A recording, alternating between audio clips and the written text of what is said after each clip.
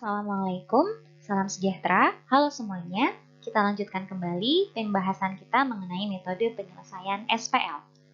Sekarang kita akan berlanjut pada metode yang kedua untuk menyelesaikan SPL, yaitu metode eliminasi Gauss-Jordan.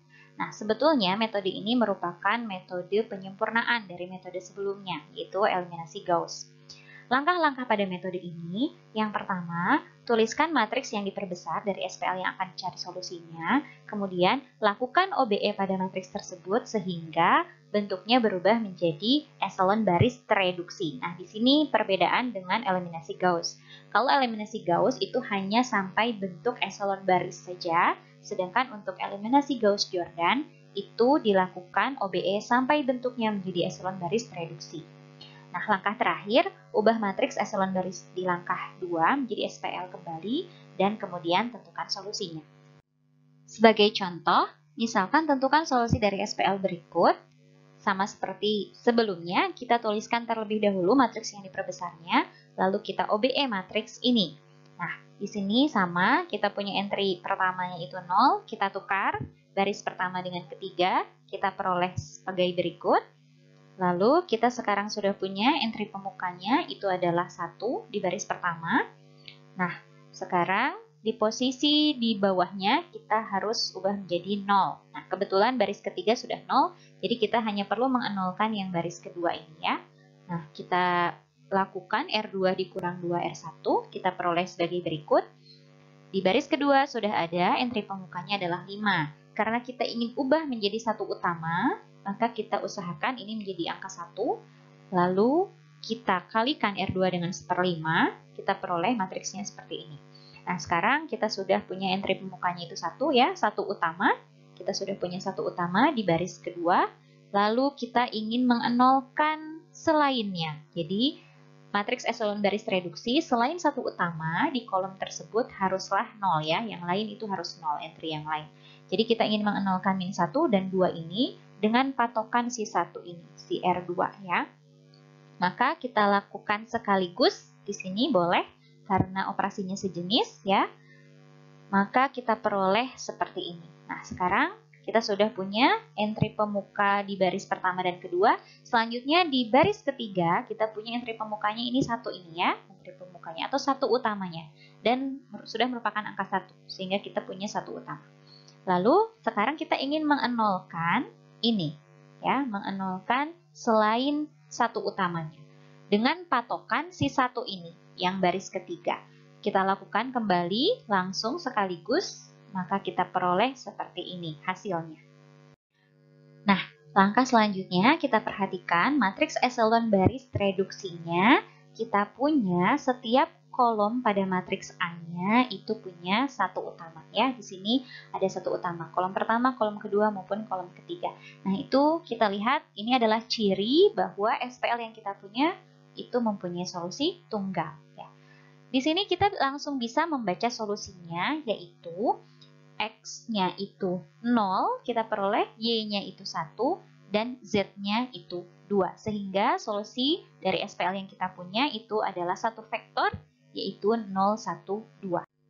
Contoh selanjutnya, tentukan solusi dari SPL berikut. Nah, ini kita tuliskan terlebih dahulu matriks yang diperbesarnya, lalu kita akan OBE seperti tadi.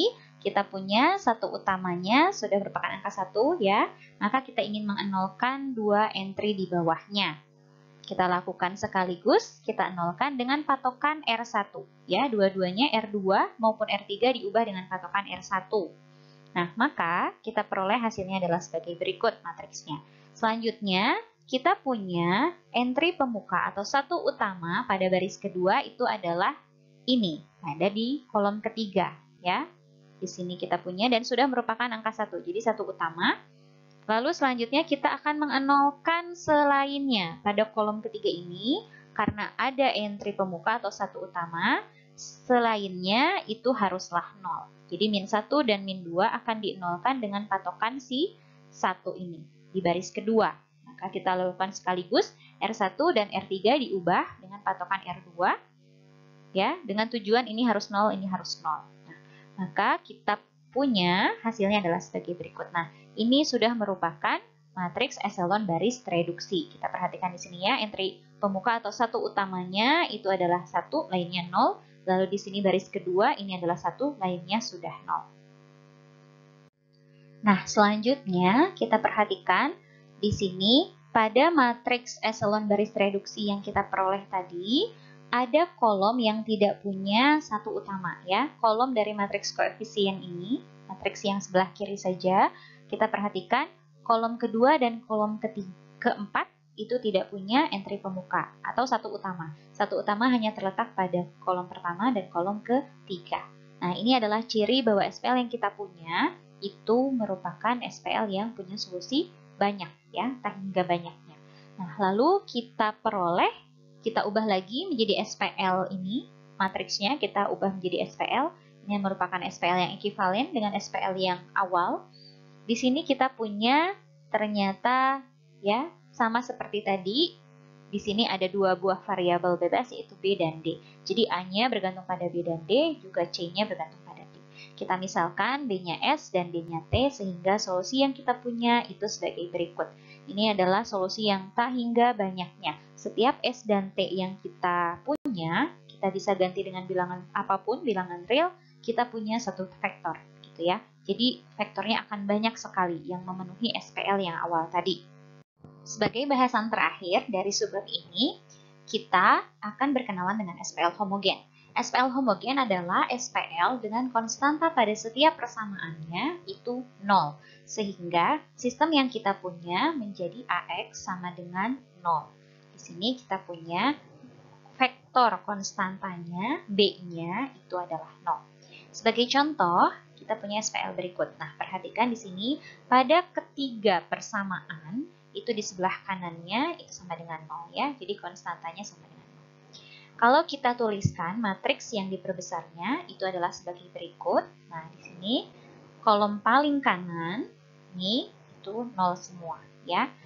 Maka biasanya pada proses OBE kita cukup menuliskan matriks koefisiennya saja. Karena untuk vektor konstanta ini, untuk operasi OBE yang jenis manapun, itu tidak akan berubah ya. Dia tetap 0, 0 gitu ya. Maka kita cukup menuliskan seperti ini saja untuk OBE-nya. Nah, kemudian kemungkinan solusi pada SPL homogen itu hanya 2. Jadi SPL homogen ini selalu konsisten, selalu punya solusi. Maka solusinya adalah tunggal atau banyak. Nah, kalau solusinya tunggal, maka solusinya hanyalah vektor 0 ya.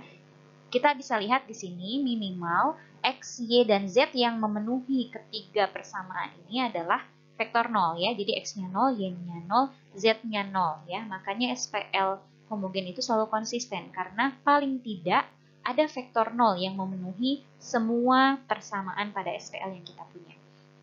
Dan kalau misalnya hanya satu-satunya vektor 0 itu yang memenuhi, maka kita punya solusinya tunggal. Tetapi jika ada yang lain selain vektor 0 yang menjadi solusinya, maka solusinya akan banyak dan banyaknya tak hingga banyak.